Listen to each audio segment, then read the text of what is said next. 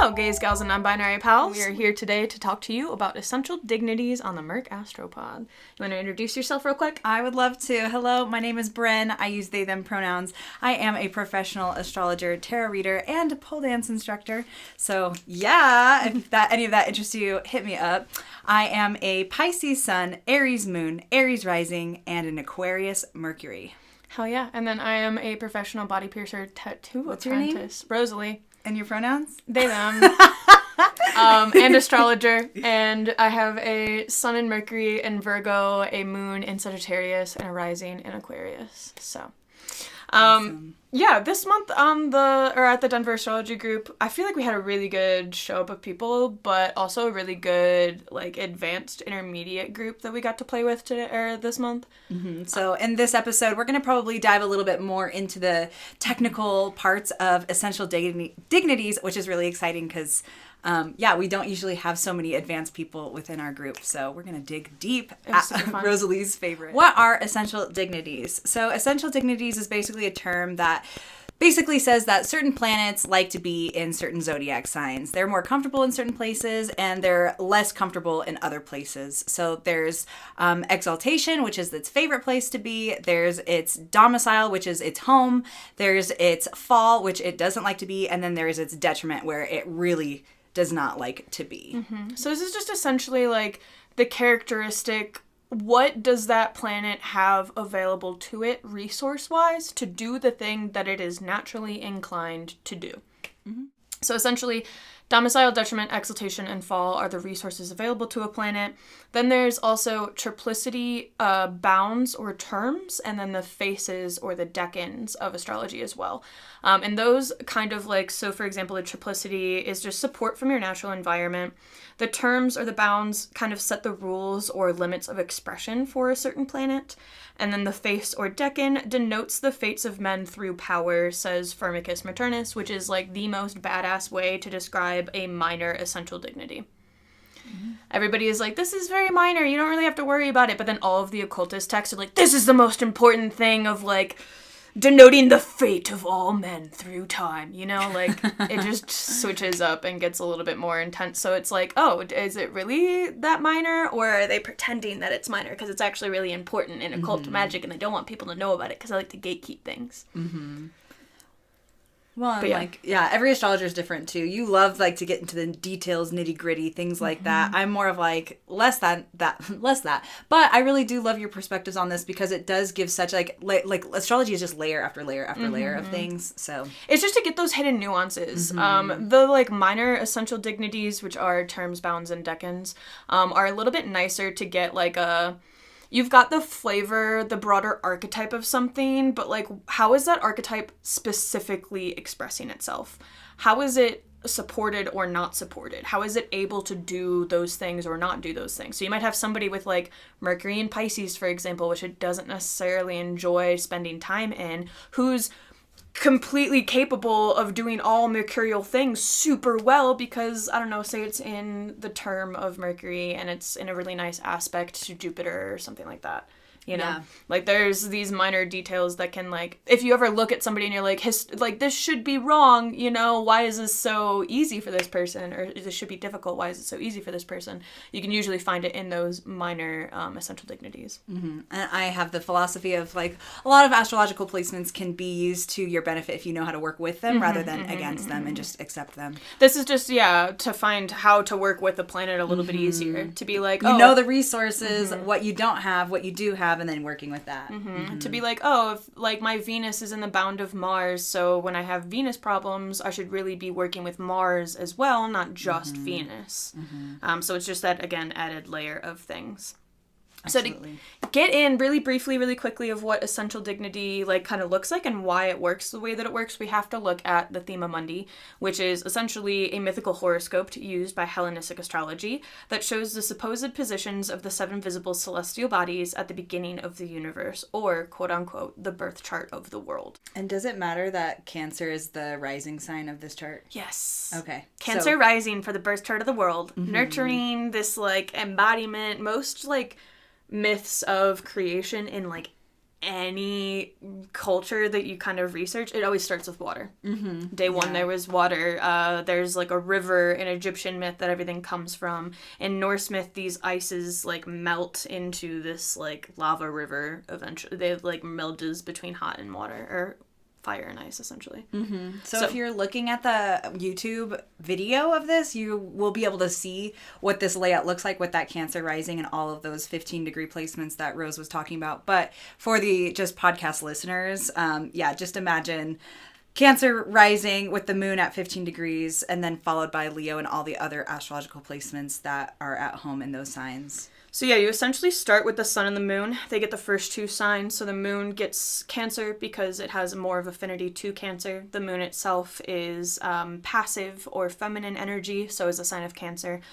So the moon's going to prefer that over Leo and or Gemini, so it picks Cancer. Fluid. And then the sun gets Leo as it's the hottest point in the year. It's when the sun and the day times are their longest. The sun is going to prefer that over when it doesn't have longer daytimes, you know? Then after that, we go in planetary speed after the luminaries. So Mercury technically gets the next two signs on either side of the sun or the moon, in Virgo and or Gemini. Venus gets the next two signs in Libra or Taurus. Mars gets the next two, Jupiter, and then Saturn. So that's how the 5 visible planets besides the 2 luminaries have 2 signs that they rule over, as opposed to the sun and the moon only having 1 sign that they rule over. And these are all the planets' domiciles. So this is just where they feel at most home. They feel, when you're at your own home, you know where everything is, you feel comfy, you can just go retreat into your room. It's like your space, right? It's where you feel the most comfortable. A planet has its most resources when it's in a sign that is its own home. So those domicile assignments are their home turf. And then on the flip side of that, the opposite of their home sign, so say the moon is in its domicile in Cancer, the opposite of Cancer, or its sister sign, is Capricorn. So the moon doesn't really like being in Capricorn. It's its detriment. This is quote-unquote the worst of the worst 4 planets. It's just where you don't have any resources available to you, and it's almost like that location knows exactly what you need, but is like withholding those resources from you just for shits and gigs, or from that planet just for shits and gigs. It's like being at your enemy's house. It's where you go over and you're like, hey, can I get a fork? And they hand you a spork, and you're like... Still works. It works, but it's not the resource that I need to do, or like a spoon. It'd have to be like a resource that you absolutely can't give use. You a dog bowl and be like, go. Yeah, exactly. Yeah, that's kind of the energy that like a planet gets in a sign that it's in its detriment in. So you just take all the domiciles, and the opposite of that is its detriment. So they kind of go hand in hand of domicile, detriment. I feel like that's what we covered. I don't think we covered anything additionally within the presentation. So no, we just kind of went over chart examples of like what a person that has heavily domiciled planets, like what their life was like, what they looked like. And our example for this was Orville Wright.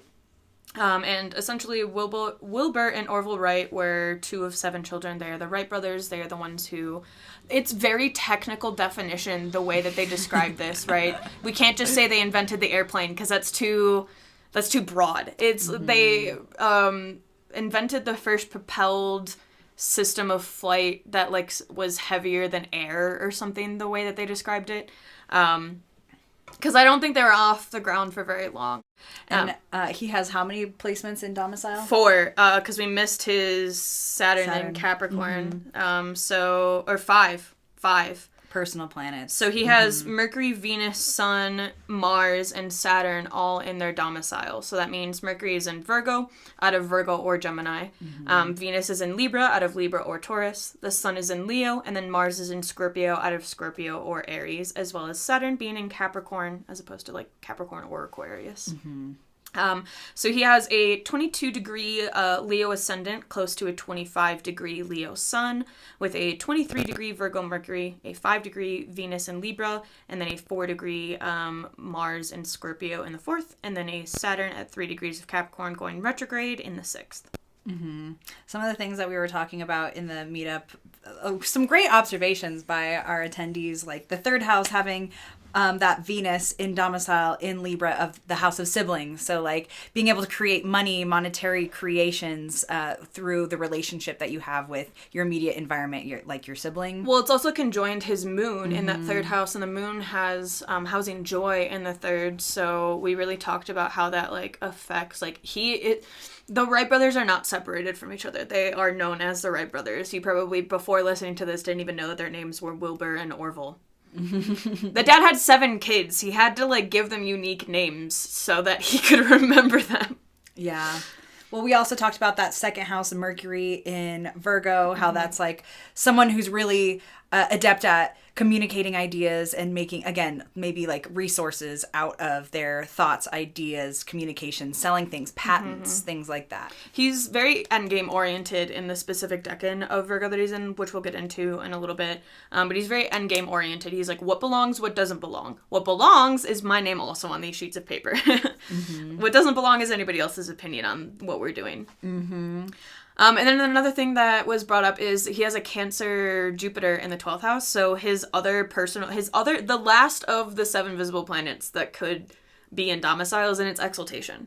So every planet that he has is either in its home or the best of the best, its dream home, its dream situation. And I'd like to say that he's pretty fucking recognized for the work that he has done. And, like, even today, like, people know the Wright brothers and who they are and what they did.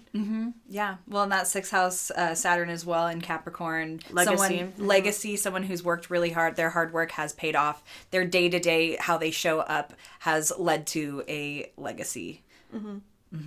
Well, and that midheaven Taurus with the Venus ruler in domicile as well, just being recognized. People talked about that, his just recognition being a part of it. Because he actually, the fun fact is that his brother didn't get his high school, neither of them graduated high school. His brother didn't get his high school diploma until his 127th birthday, so he got it post-mortem.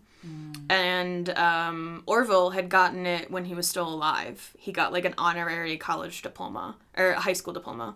So it's just like, again, the recognition happening in your lifetime when you can recognize it versus like after you're already dead. And through time with that Capricorn. Slower energy. Hell yeah.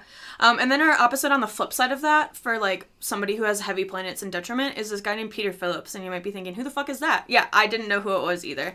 It's a British businessman, and he's the son of Anne, Princess Royal, and Mark Phillips, and he is the nephew of King Charles III. So we talked a lot about how he was criticized in the media. A lot of all I could find on him was criticizations of him. Like, it's not like I was like looking for it because he's our detriment example. It's like everything that is like publicly known about him. Apparently it's like big taboo to like sell royal wedding pictures. And he sold his own wedding photos to like a British magazine. And he was like super like tisk about that, because he's like, you're not even an important royal and you're out here sitting trying to like sell your photos to magazines for money. Like, sit down. Like, you are the nephew of King. Like, he's very low on the like totem pole of the royals. Yeah. And then this is a literal quote from Wikipedia, right? It says, in January of 2022, as his marriage was falling apart, he faced ridicule for appearing in an insensitive advert for Jersey milk, which was being broadcast in China. So essentially, he was a part of a Chinese advert for this milk company, and it was apparently horrifically insensitive. But I just thought it was funny that Wikipedia was like, as his marriage was crumbling, this also happened. So I don't know if they're like actually divorced, if they actually went through with that. I couldn't find like a lot of information about like what he's doing today. But essentially, it's just not the best public recognition, and we see that in his chart. And which planets are in detriment in his chart? So we have 3 planets in detriment. We have Venus in its opposite sign of Scorpio, so it normally likes to be in Taurus, but the opposite of that is Scorpio. We have Mercury in Sagittarius, where it normally likes to be in Gemini, and then the moon in Capricorn, where it normally likes to be in Cancer. So he has a 2-degree Capricorn ascendant with his moon in the 1st house. His Venus in Scorpio in the 11th conjunct his midhaven at 8 degrees of Scorpio. He also has a Scorpio sun at 22 degrees. And then his Mercury is in the 12th house at 8 degrees of Sagittarius. Some of the things that we talked about was how, like, that 11th house, although the 11th house is it's a benefic house, it usually is good luck and things like that. It is publicity, it is the people you know, it is your privilege, you know, in a lot of ways. But because he has that Venus in detriment conjunct that midheaven, that could explain a lot of, like, yes, you're famous and you have these privileges, and also you're probably not going to be seen in the way that you perhaps desire or in the greatest of lights. So the thing is, too, is that he has Jupiter in Exaltation as well in Cancer, but it's in his 7th house. And somebody in the group had brought up how that's, like, gaining, like, luck through, like, other people, which, yeah, 100%. He gained his social standing through his uncle, you know? But it's in a nice trine to Venus in Scorpio, and trines within water signs are a lack of friction in something that already doesn't have friction. So sometimes it's a very, very slippery slope where things can go way out of, like, tandem very quickly, if not, where you were saying earlier, utilized that energy efficiently and helpfully. Like, I feel like if he had done more, like, mental health awareness, or, like, used his standing to, like, I don't know, do more Venus and Scorpio things, like, help, like, little emo kids, I don't know, like, deal with alcoholics who are struggling, like, something along those lines, and, like, used his publicity and his standing for good, to help his community, he wouldn't be ridiculed so much by his community for the actions in which he thought of, because it was very selfish, a lot of the things that he's done, and a lot of the scandals that he's, like, known for. It's him worried about money. It's him trying to make money by being in an ad, you know, those kinds of things. 8th house stuff. So when it goes, well, he has his 8th house, yeah, Saturn and Mars in Leo, so. And Saturn loving being in that Leo placement, for sure. Yeah, Saturn's technically also in opposition, or a detriment, because it prefers being in Aquarius, but it's in Leo, which is the opposite of that. Yeah.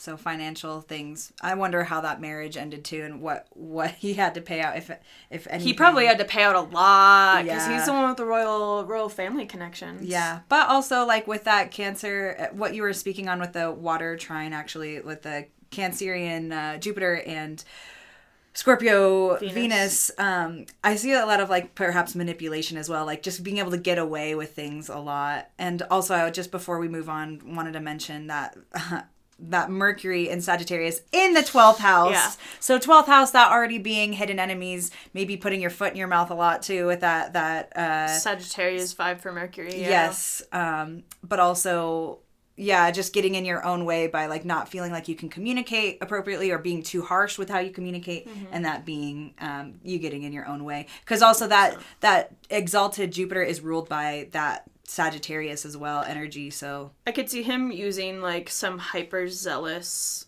like, soapbox preaching moment to like, weasel his way out of something that, like, he's being ridiculed for.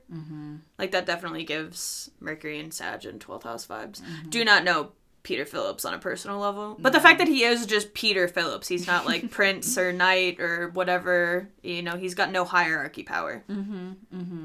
Definitely. Just a lot of planets in detriment. Life really not working in your favor at times. So with that, we then have planets in their exaltation. There is a huge debate over why planets prefer their exaltation over not. A lot of it has been lost through history. We will not linger on that. I did give a brief, like, I like the angle method. There's, like, a lot of different, like, explanations for why it works, but it falls back into the Thema Mundi. It uses greater angles versus lesser angles. Like, it makes sense. It's really just a turn in the sextile. But if you have questions, comments, concerns about the rationale behind exaltation, Chris Brennan and Benjamin Dykes have an absolutely wonderful podcast episode about it for the Astrology podcast that I can give Bren the link to link down in the description for this. For sure. Yeah, this was really frustrating for me personally in the meetup when I was trying to understand the... And it was like, Bren was like, why is it the way that it is? And I was like, it's debated. It just is. I was just like, I don't like that, but we'll go with it. We'll roll with it. It's like one of the one things in ancient astrology that we just, one of many, all right, that we just lost the rationale through history, because a lot of, like, the rationale as to why things happened the way that they did were orally transmitted, very much, like, teacher to student, like, mastery, like, taught. And then when we lost those masters, we lost that tradition. We lost that flow of information as well. So, wah, wah. So, did you want to talk about here? Can I just quickly explain which planets are in exaltation? So, for the sun, it's exalted in the sign of Aries, another fire sign because it rules beginning of Leo. Spring, too, when those days start growing in length. Yeah, and the moon is exalted in Taurus because Taurus is all about the good things in life. Safety, secure, your body, your physical senses. Your needs getting met, your physical needs getting met. Mercury is exalted in Virgo, which I was like in the meetup, I was like, wait, but why isn't it Gemini? Because it's also in domicile there. So the rationale as to why Mercury prefers Virgo over Gemini is also lost into history. But a lot of people have like hypothesized it to Mercury just really likes the flow and has more available to it to like do mercurial things in Virgo over Gemini. Not to say that it can't find its tools and its resources in Gemini. I just feel like all your tools are scattered and it's hard to pick out and find the tool that you need when you need it when it's in Gemini. But with Virgo, it's like all perfectly articulated and you just know where the thing is that you need and you could just grab it as you need it. So it's not that the resources aren't available equally in Gemini or Virgo. It's just a little bit easier to access those resources in Virgo. And Venus is exalted in Pisces, which we talked a little bit about actually in previous podcasts, but it being just Pisces being the all-loving sign and just it's the expression of things without words. It's when you get that vibe, that feeling, you just look at somebody and you like know what they're trying to say or know what they're feeling, like that kind of intuitive love, that unconditional love. Yeah. And another thing that we talked about was just because that a planet is exalted, it likes being there doesn't necessarily mean that it's going to be easygoing or that it's a great thing all the time. And this was for any of the other placements because like resources, if things are too easy, sometimes you get lazy or for example, with this Pisces Venus, like if you love everyone equally, you might martyr yourself or put, other people before yourself. And a good example also is the next one, Mars in Capricorn.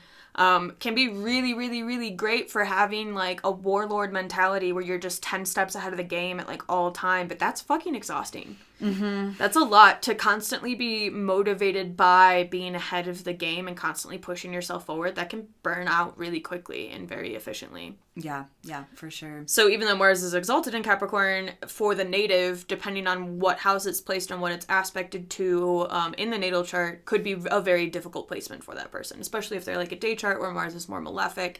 It just is mitigated by being in Capricorn, sure, but I also feel like really hard standards or really high standards with Mars and Capricorn, where it's just like, I can't do anything less than the absolute maximum. Well, and another thing that I notice about Capricorn Marses is that they then also think about other people sometimes as less than, or like, why can't you do all this stuff? Like, I did it. This is my dad.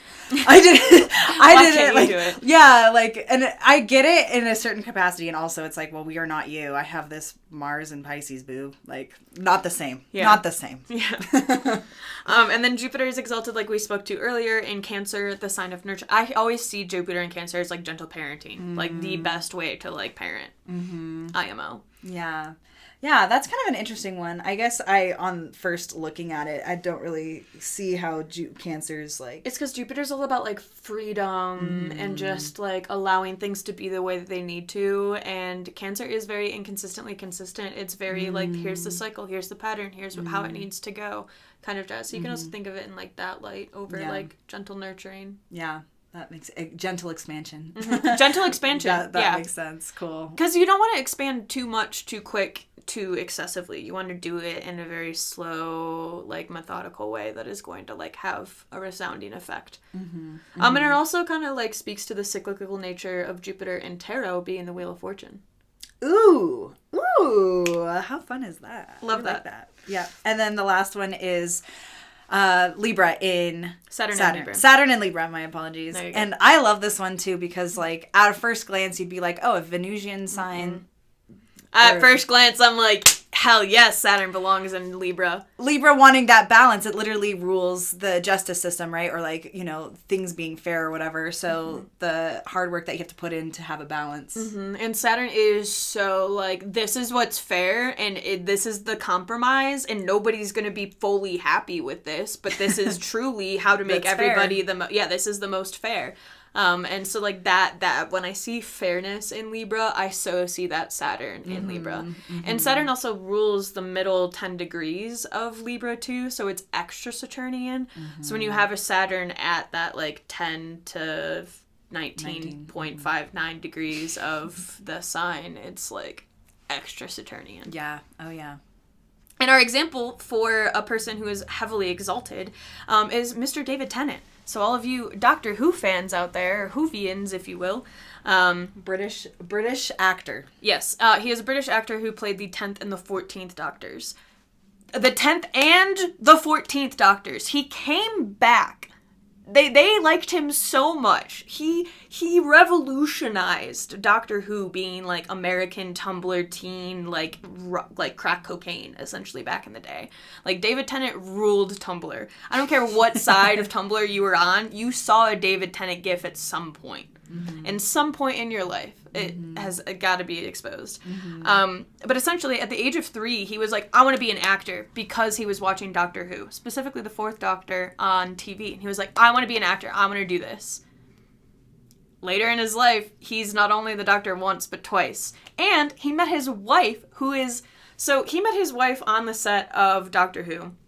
And they were doing an episode of, like, the Doctor's daughter. So they do a lot of cameos of, like, past Doctors and, like, their family members if they've passed, things like that. They're very, like, interwoven with the history of the show, which I really like. But they brought in Georgia Moffat, who is the 4th Doctor's daughter. Yeah, and she came in to, like, film this episode, and they met on set, and they fell in love, and then they got married. So, like, he even fell in love through Doctor Who, and they've been together ever since then. And they're, like, super, super cute. He's super private as a person, though. David Tennant is very much like, this is my personal life. You do not have access to that. But at the same time, he's very much like, hi, I'm David Tennant, how are you? Like, let's chat, let's be goofy, let's, like, do XYZ. And in December of 2008, which is during the peak of his career and peak of him in Doctor Who, he was named one of the most influential people in show business by a British theater and entertainment magazine that is very exclusive and very highly sought after, making him the only 5th actor to achieve ranking in the top 20 in a list typically dominated by producers and directors. So he was number 1. He was the most influential person. And this is something that, like, only 5 people in history as actors have been able to make the top 20 of. And he was number 1.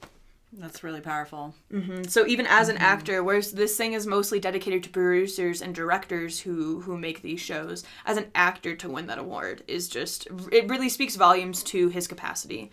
My favorite David Tennant thing ever is not Doctor Who, but instead he did a rendition of Much Ado About Nothing. And it's Shakespearean script, but it's a modern stage setting. It's a modern motion. He's, like, rolling around in paint in a Superman shirt for, like, a good chunk of it. It's making it funny and adaptable and understandable for a modern audience while still maintaining that, like, original Shakespearean script and the vernacular of the time. And the planets that David Tennant has in Exaltation is the Sun in Aries, Pisces, Venus, and a Capricorn, Mars. So he has a 25-degree Leo ascendant, making that Mars and Capricorn in his 6th house of work and recognition, or lack thereof of recognition. Well, and it is conjunct that moon in Capricorn, which is actually in its detriment. Yeah. And I think that's why he's such a private person. Like, he knows what it means to be famous. And because he had been planning kind of being famous from such an early age, he kind of knew that he wasn't going to be that emotionally available on a personal level to his fan base. Not to say that he's not, like, super caring. I don't think I've ever heard of a bad... He's one of those actors where, like, people will meet him and never say anything bad about him, Not where, like, some people are like, oh, that person was a dick, like, they're, like, so entitled, like, XYZ. He's never really let fame, like, get to him. Like, he's still just, like, this silly, goofy dude. He also has Jupiter in its domicile in Sagittarius in the 5th house, so I think he really does just enjoy it. Like, he does it for the enjoyment of it. He doesn't do it for the money, the fame, the recognition, you know? This is the same person who had the father who is, like, religious, right? The pastor father. He has a minister father, father. So I see a lot of that, like, Jupiter Sagittarius in that as well, and, like, that placement being, just a little bit more chill from maybe what he grew up with. And then his exalted Venus is in his 8th house, too. So I think that also speaks to his privacy a bit. Just being a little anxious about letting his love life get out there, because there is, like, also 14 to 15, I think, year age gap between him and his wife. I think he loves for love. I don't think he loves for public approval, you know? I think him and Georgia just really genuinely got along and really, like, vibed and connect. I don't think he cared about, like, the numbers and, like, how outside appearances would get to him. And because he's so private about what him and Georgia do, he hasn't ever faced ridicule for that age gap, ever. Yeah. And I feel like with Saturn and Taurus, he's not one to, like, really play those power dynamic roles too intensely. And just speaking on that exalted sun in Aries in the 9th house, just being able to be seen, and because it's not, just being able to be, like, show up and be an independent person too, like, breaking away from, like, how he was raised and, like, having independent thought and going, like, shining brightly, like, doing him, you know, what he wants to do. I'm pretty sure he literally plays Satan in Good Omens, or, like, a demon. I think it's, like, a demon and an angel in Good Omens, and he is, like, a demon. So, you don't necessarily grow up in a religious backing and not have religious trauma enough to, like, literally portray a worshiper of Satan on TV for years. Yeah. And I really also see his, like, abroad acclaim. Like, the fact that Americans ate him the fuck up in those early 2000s. Very 9th house. Very 9th housey. Yeah, very sun in the 9th house. For sure, for sure. But enough about David Tennant. So where planets are exalted, same with domicile and detriment, how they're literally just opposites of each other. It's the same thing with exaltation and fall. So exaltation is like you in your dream home, you being able to have not only every resource you need available to you, but resources that you didn't even know existed that can help you with the process, like right in front of you, streamlining everything that you do. So when a planet is in an exaltation, it's doing really, really well. When a planet is in its fall or depression, it is the opposite of that. It's like you have a couple resources to you, but like you got to manage them well. It's quite literally spoon theory. So if you're unfamiliar with depression, a lot of people say like, oh, I don't have enough spoons to do that task. It's just I don't have enough emotional or mental capacity to do this task. I'm just emotionally or mentally drained too much. I only have 2 spoons and I'm eating 3 bowls of soup for meals. I got to prioritize how I'm using these in order to get the maximum usage out of them. So it's kind of just like that planet having limited resources and being able or having to like kind of scrape by with what it's got.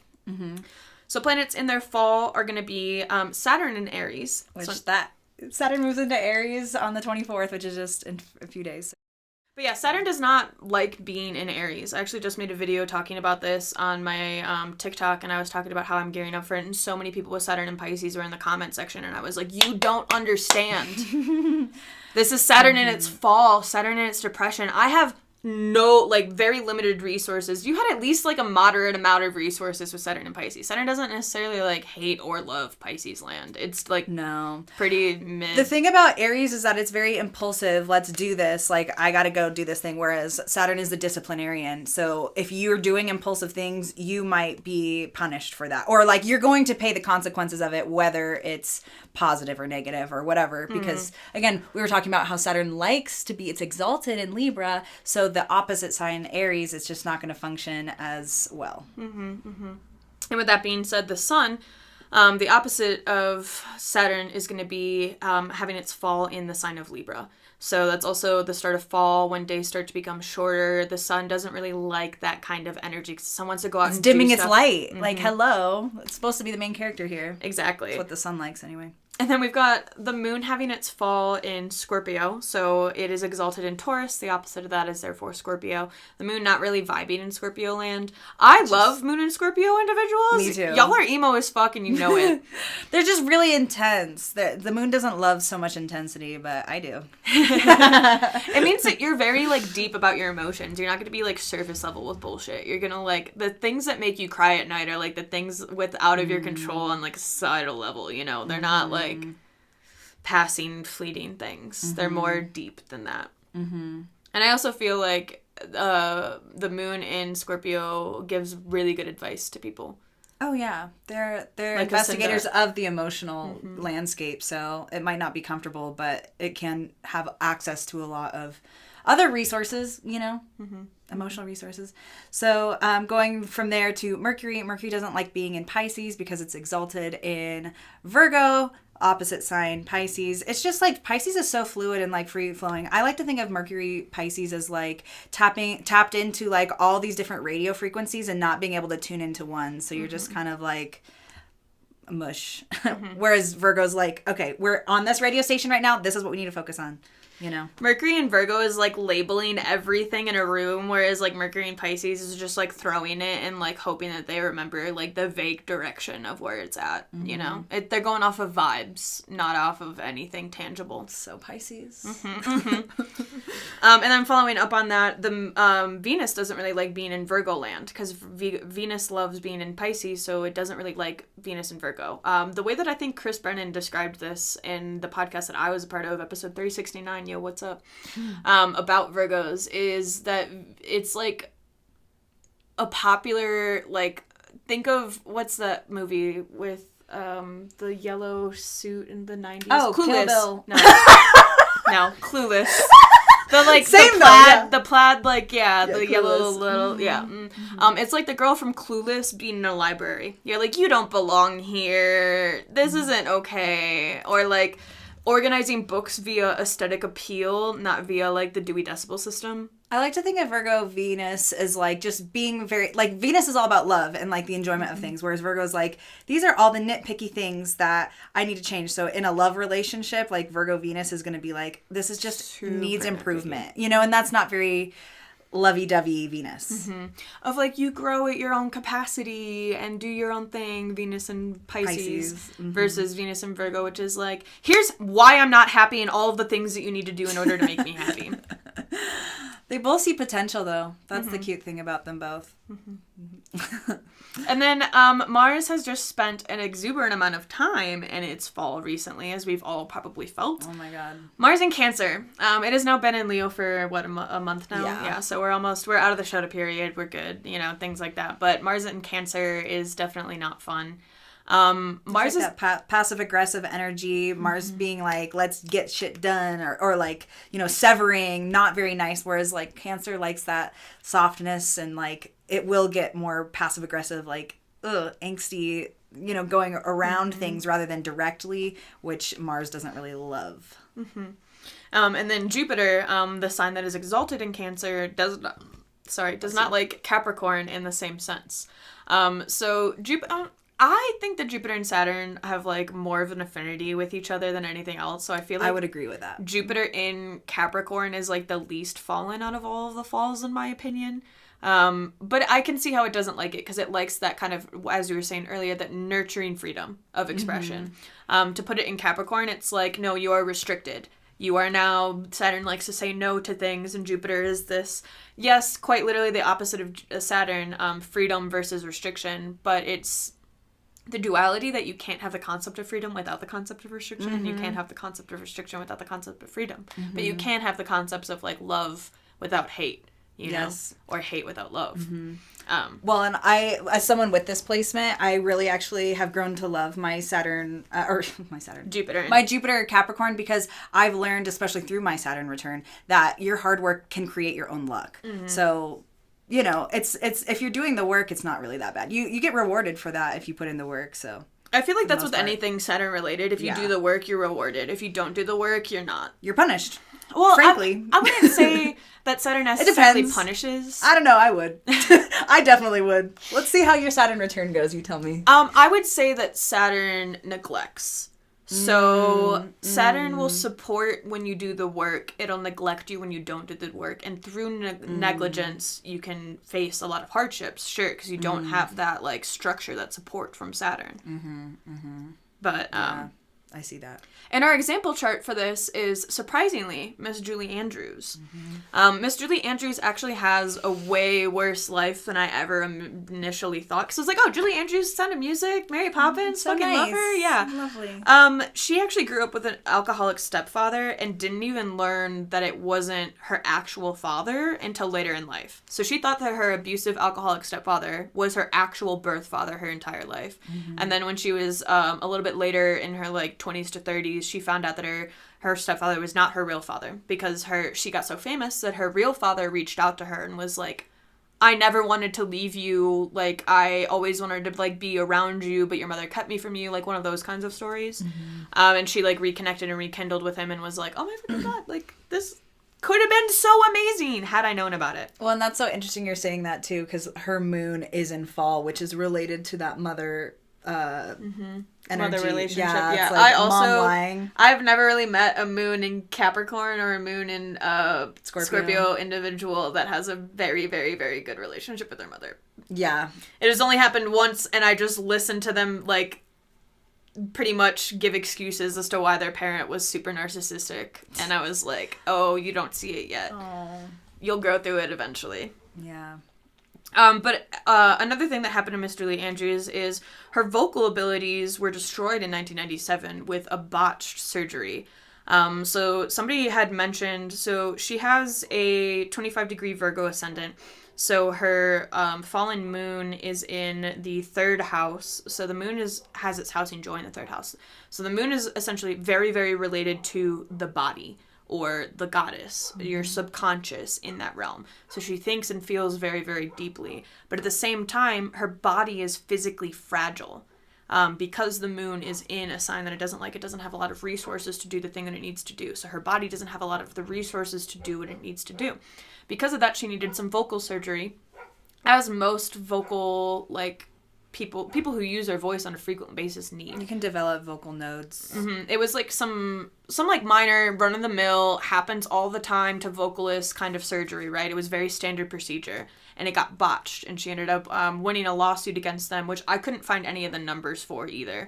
But it was probably, I would assume, that settlement a lot. But because of that medical malpractice, her vocal cords were destroyed and she couldn't hit high notes or maintain her range as she once was able to. So by the time, like, Princess Diaries came out, you know, she was singing in it, but it just wasn't the same. You know, her voice just wasn't hitting. And she was so well known for her voice, too. So she kind of dipped out of the public eye for a good chunk of time while that was all happening, and then made her, like, resurgence through the Princess Diaries. Yeah. So her planets that are in fall are Virgo Venus, Scorpio Moon, as we were talking about, and then a Libra Sun. So yeah, her sun being in that slightly more depressive state, what she is visibly able to see around her is more so the imbalance of nature rather than finding balance within herself. I usually find that a lot with a lot of my Libra clients as well. Just focusing too much on, like, how other people see you, how other people think of you, and not, like, just thinking about how you think of yourself. Too focused on, like, mediating issues for other people. Not to say that they're, like, people pleasers of the zodiac, but they're definitely the devil's advocate. Yeah, well, and then that accompanied with that Virgo Venus in the 1st house, like, just super hypercritical of the self. Like, oh, I just nitpicking every little thing, like, that she probably, like, wanted to fix about herself, or what was wrong, or what, you know. And she always had, like, a very put together presence. Like, very, very put together, very professional looking, very, like, she was the Queen of Genovia before she even played that role. She was constantly, like, every time she made a public appearance, put together perfectly, which is just very Virgo and Venus energy. So going on to minor essential dignities, we have Triplicity, which is a little complex. So if you were watching the video version of this, you get a nice little image to follow with. But if you are on the audio version or just listening to the audio of this, please bear with me. So essentially the triplicity is based off of elements and sect. So knowing if you are a day chart or a night chart is going to set up your entire chart.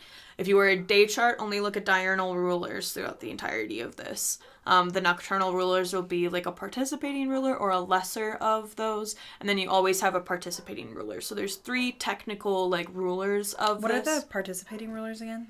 The participating rulers just kind of, like, hang out and help. Okay. You know? Cool. They're just there. They're not, like, getting, like, awards or, like, a grand scheme of things. So depending on if you're a day or a night chart, either the diurnal ruler of that element or the nocturnal ruler of that element will be, like, a slightly bigger pillar than the rest of them.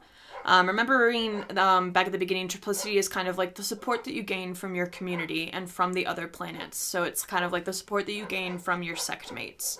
In a sense. So for fire signs, which are Aries, Leo, and Sagittarius, the diurnal ruler is the sun, and the nocturnal ruler is Jupiter, with a participating ruler of Saturn.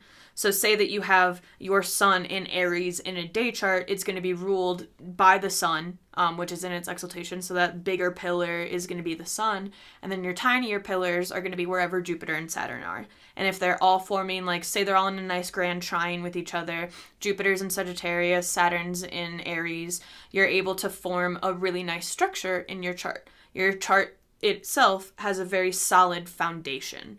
And it's able to be foundational in that kind of regard. Is this just for the sun, or is this for all planets you can do? This is for all planets that you can do. And then the next element, so air signs are going to be in a diurnal chart ruled by primarily Saturn, nocturnally by Mercury, and then participatingly Jupiter. In an earth sign, Taurus, Virgo, or Capricorn, Venus is going to be the diurnal ruler, the moon will be the nocturnal ruler, and Mars will be participating. And then in water signs, Cancer, Scorpio, and Pisces, Venus will be the diurnal ruler once again, the nocturnal ruler of Mars, and then the participating ruler of the moon. And if you notice, the two masculine energy signs, or active energy signs of air and fire, are ruled by the diurnal planets, or the more active masculine planets.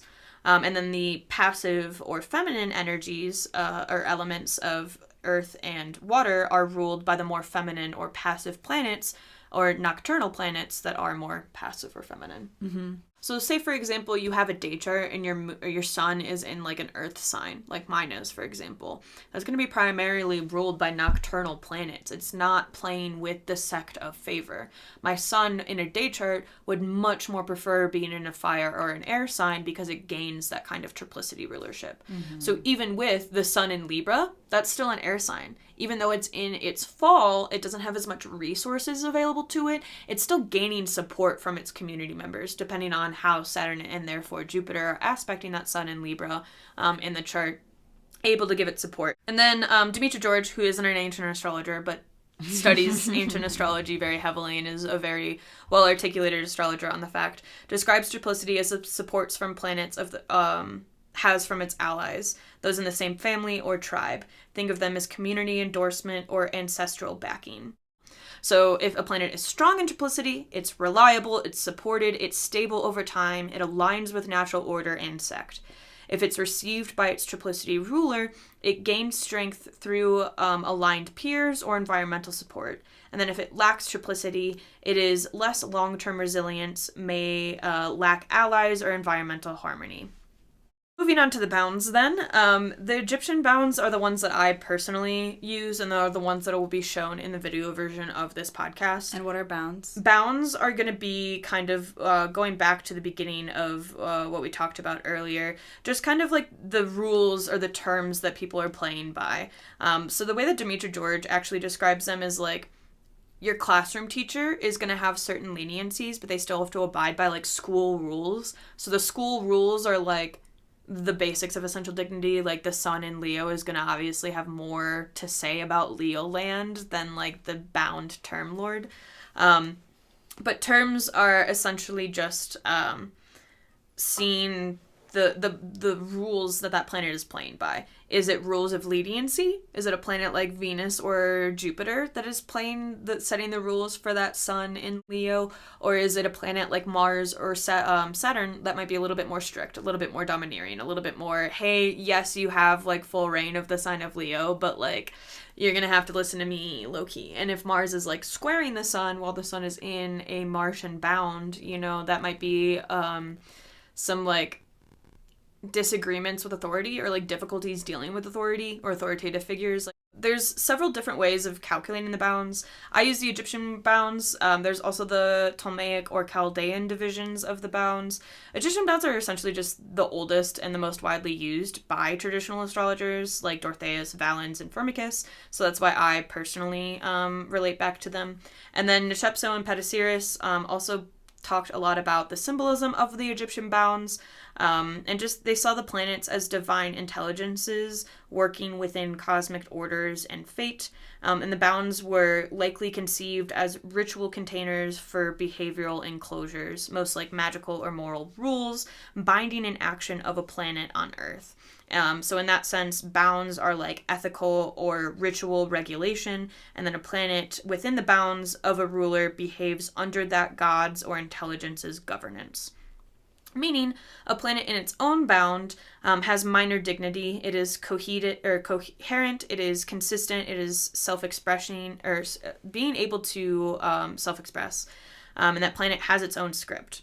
A planet in the bounds of a benefic planet, like Venus or Jupiter, its behavior is more moderated. It's more constructive or socially smooth. A planet in the bounds of a malefic, like Mars or Saturn, is going to be expressed more cunning, more hard-edged, more harsh or extreme. Like, I always relate to, like, a bound of Mars being, like, a sweaty gym guy who's, like, a gym teacher who's, like, run 6 laps! I don't like the way you answered that question, you know? Like...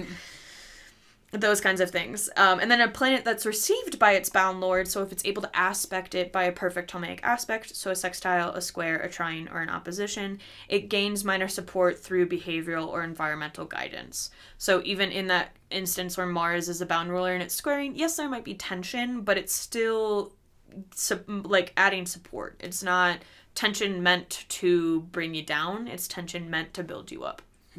And then a planet that is unsupported by its bound ruler can behave very erratically and or out of character. It lacks inner direction or discipline.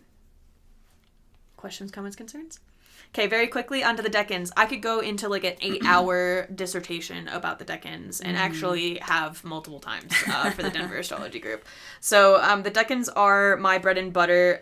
Essentially, they go by the descending Chaldean order or sign Triplicity rulers. So there's 2 different rulership schemes. I like pairing them both together.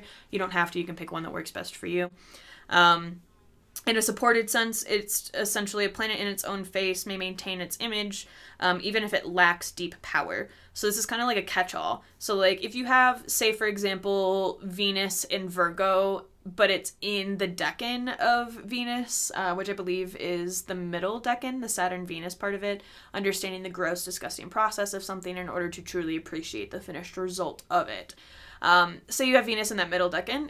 You therefore, right? I just want to double check, make sure that I'm not losing my fucking mind. Yeah, Venus and Saturn. Okay. It's also Venus, Mercury, the last decan. So there's actually 20 degrees of Venus in Virgo that can be saved, quote unquote, like by essential dignity. So being in its own face, it's kind of like you look into the mirror and you see yourself. Even though Venus, that, like, Clueless, I forget her name, but the, like, main character in Clueless. Cher, I think. I don't know. Okay, so Cher in the library, but it's like, yes, it looks like she doesn't belong there, but she's actually doing articulate research and, like, getting the shit done because she, like, sees herself in what she's researching, you know? And then a planet that is unsupported or does not see face essentially has a seat at the table, but, like, not much power. So they're able to, like, be there, but they don't have a lot of, like, hearsay. So, like, say, for example, that Venus in Virgo is in that first decan of Virgo, so it's Mercury solar ruled. It's like Mercury and the Sun have, like, a seat at the table to how Venus gets to do its thing, but, like, Venus doesn't have, like, a lot of control of what's going on and how it's able to do those kinds of things. So if a planet receives support from its face ruler, especially through an aspect, the situation changes a bit. It's adjusted as symbolic or surface level assistance. The planet is acknowledged but not truly backed. The face ruler may see or recognize the planet's efforts, but can't offer real power or protection. And then decans are normally used in, like, magic talismanic work. So, like, finding the exact decan and, like, using the imagery of that decan to embody it into a certain tool, whether that be carving it literally into a rock, bending it into metal, burning it into your skin, whatever it be. Don't burn talismans into your skin. That's not a good life decision. So what if a planet has no support by its face ruler? It's utterly without dignity. No foothold, no allies, no mask. It suggests a lot of vulnerability, obscurity, or being in a foreign place without any help. Like, you just dropped into a foreign land, you don't speak the language, you're like, what the fuck is going on? How do I eat? How do I get a place to stay for the night? So especially in Hori or electional astrology, this could mean somebody or something has no leverage or no influence at all. A lot of times in Hori astrology, like, for example, if the planetary hour of the ascendant doesn't, like, aspect the ascendant, the question's invalid. This is one of those things where it's like, if a planet has no face, that, like, say you're trying to find something that's lost, which in Hori astrology you normally look at the moon. Say the moon has no face, it'd be like, null and void, like, you're never gonna find it, kind of jazz. Like, it has no foothold, it has no strong leverage to be able to find it, in a sense. So, yeah. And that is pretty much it.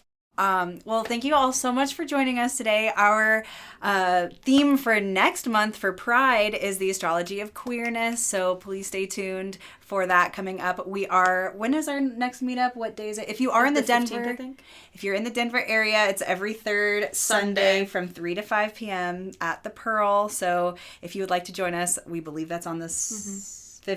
I believe. It's whatever the third Sunday is. The third Sunday, yes. And then quick disclaimer on our thing of queerness, because we didn't disclaim our death one. Because I have my own research, so... No, that's fine. I kind of want to do, like, some astrology... Yeah, that's totally fine. Indicators within a birth chart about queerness. We can 100% do that. It's just not going to be, like, the main bread and butter, because, like, there's so many indicators of queerness in astrology, and it's so circumstantial that this isn't like a catch-all. This is how you tell if you're queer or not in a birth chart. Like, that's not what this is. This is like, here's some indicators that it might be, but here's also, like, the history of queer people in astrology, because like, they go pretty hand in hand, especially after that counterculture movement in modern times. Absolutely. Maybe we do some queer events too, like Stonewall or something.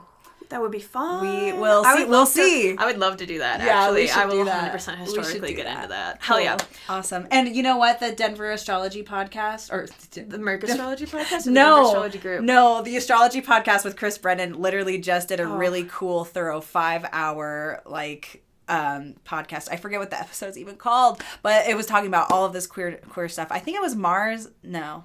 Did they really just put... Yes. I haven't been keeping up with that podcast. It was really good. And you know what? I struggle with those podcasts because they're so freaking long. But I listened to the whole thing and it was really good. So they've done ones on, like, queer astrology in the past too. So I'm actually really interested to listen to this, like, definitely more in-depth one. Definitely do. So well, thank you all for joining us. Yes. Again, my name is Bren and Rosalie. Rosalie. Yes, and you can find us both. We will be linked in our show notes. But if you want to book a private reading with us, please do. We appreciate your support and we love you. And if you have any questions, comments, concerns, death threats about anything that we've discussed, you can email us at mercastropod@gmail.com. I prefer you just leave a comment or message us on Instagram. If you must email us, do it, but please just comment. Let's all have a conversation. If you have a question, like, there might be other astrologers in the chat that want to answer too. That's a good point.